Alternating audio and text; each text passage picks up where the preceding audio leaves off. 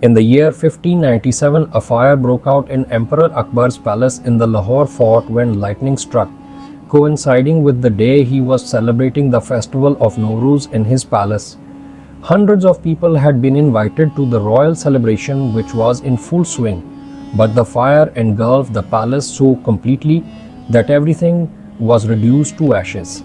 Golden thrones, precious jewels, silver and gold utensils, and everything else melted in the flames, flowing like water through the corridors of the palace, as if a flood of molten metals had swept through.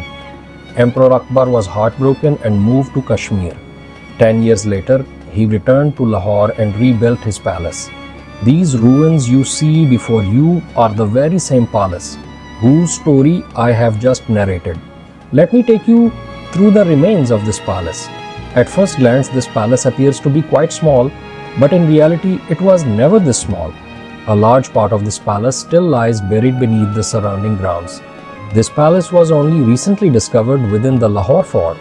The very same Akbar, known in history as Akbar the Great, Emperor Jalaluddin Muhammad Akbar, resided in this palace.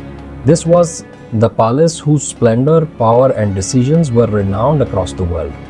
The discovery of Akbar's palace has provided experts with a treasure trove of artifacts, as if centuries-old stories have come back to life. Today we enter the Lahore Fort through the Shahbarj Gate, which was constructed by the 5th Mughal Emperor Shah Jahan. However, the main entrance to the fort varied across different periods. For example, during Akbar's time, the Akbari gate was used to enter the fort. Akbar's son, Jahangir, also used the same gate to enter the fort. But during Shah Jahan's reign, entry to the fort was through the Shahbarj Gate, which remains the entrance to this day. Upon entering through the Shahbarj Gate, we first ascend the royal ramp, which was built during the British era. This ramp also has a story, and many people may not know that it was constructed to divide the fort into two parts. After ascending the royal ramp, a small door will appear before us, which will lead us to the Diwani Arm. The path turning left from the Diwani Arm will take us directly to Emperor Akbar's palace. The outer walls of Akbar's palace are adorned with arches that bear witness to different periods of history. These arches are fitted with lattice doors, which are a relic of the British era, as the Mughals preferred silk and velvet curtains. This wall tells us at least 600 years of history. It seems that the bricks used in these arches belong to the Mughal, Sikh, and British eras. Now we enter Akbar's palace through this British era door because no trace of the original entrance remains. Some historians believe that the main entrance of this palace should have been near the Akbari gate, and considering that this part of the palace is also close to the Akbari gate, it seems plausible. If we look at century-old maps of the fort, they also show remnants of Akbar's palace near the Akbari gate. Even today, a large part of the palace is still buried somewhere near the Akbari gate, with the remaining visible portion in front of you. From the outside, if you look at the Akbari palace, you will see Maharaja Karak Singh's Haveli above it, which was built during the Sikh era. We have already shown a detailed video about this Haveli, and the link is available in the description. Inside the palace, we find a small courtyard with a veranda in front. The walls of this veranda have had their past decorations plastered over and whitewashed, though some candle holders remain, showing traces of original craftsmanship. The British era pathways leading to the palace rooms are also visible here. The veranda also features arches, which are a common sight in every Mughal era construction. This is actually a Turkish construction style that the Mughals introduced to the subcontinent. Exiting the veranda, we enter another covered area, which might be the remnants of a princess's or queen's room. The walls here have small arches designed for ornamentation, but any traces of their original designs are now gone. As we move toward these lattice doors, our view opens up to the Akbari courtyard and the Diwani arm. In the past, these arches might have been open and the royal staff would have used them to move between the Akbari courtyard and the Diwani arm. The walls reveal the old small bricks from Akbar's era peeking out from behind the plaster as if narrating stories of the past. Nearly all the walls and ceilings of the palace are covered with a layer of plaster, a relic from the British era or possibly from the Punjab Archaeology Department. The pillars you see in this room were likely constructed during the Sikh or British periods to support the building above, as Kharak Singh's Haveli was built over this palace and the British added more construction on top. These pillars now add to the complexity of the palace's history. Another room in the palace appears to have been built for royal servants, so they could be readily available at the king's and queen's command. The candle holders and pillars in the palace recount many stories of the past, but to hear them, one needs to spend some time within these walls.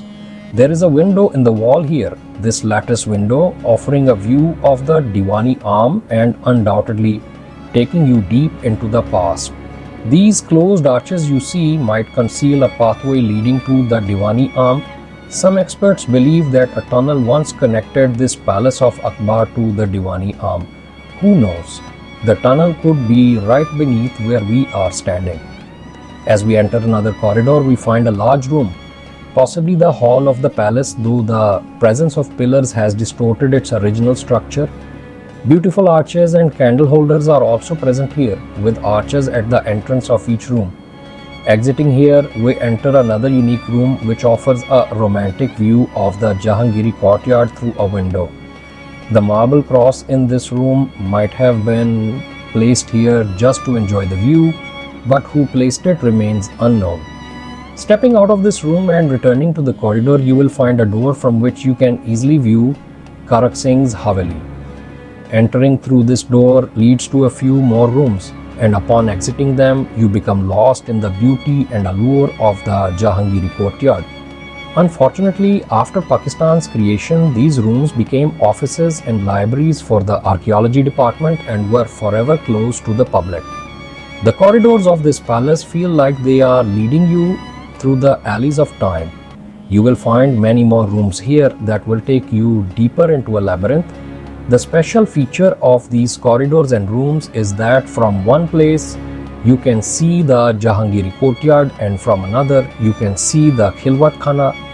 One room leads to a corridor, then another room, and behind it another corridor. A fascinating construction. This palace of Akbar's certainly wasn't like this. The marks of the Sikh, British, and later the archaeology department are all visible here. When Akbar built this palace, it had around 114 rooms, but now they are buried somewhere. This floor was certainly made of marble or precious stones, but today only plaster is visible. Among these rooms, some might have been the personal chambers of Akbar and Jodha, adorned with luxurious carpets, beautiful wall art, and expensive curtains on the arches. In the Mughal Empire, a significant amount was spent on royal chambers to showcase the wealth and power of the royal family. In these very rooms, there might have been whispering walls or galleries designed to carry sound across the room, which have since been lost or altered by later modifications. Secret ducts and tunnels were built inside these walls, so that a whisper from one corner could be heard in another. History tells us that the sound of a clap would also echo many times in this palace. Such techniques were used for surveillance and secret communication to maintain security and order within the palace. Significant changes to the palace were likely made by Akbar's son Jahangir and Shah Jahan, as every new king wanted to see the fort through their own perspective.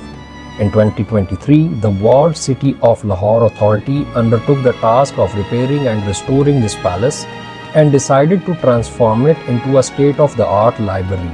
Surprisingly, an engine from a World War II aircraft is also lying in this palace. How it got here remains a mystery that experts have yet to uncover.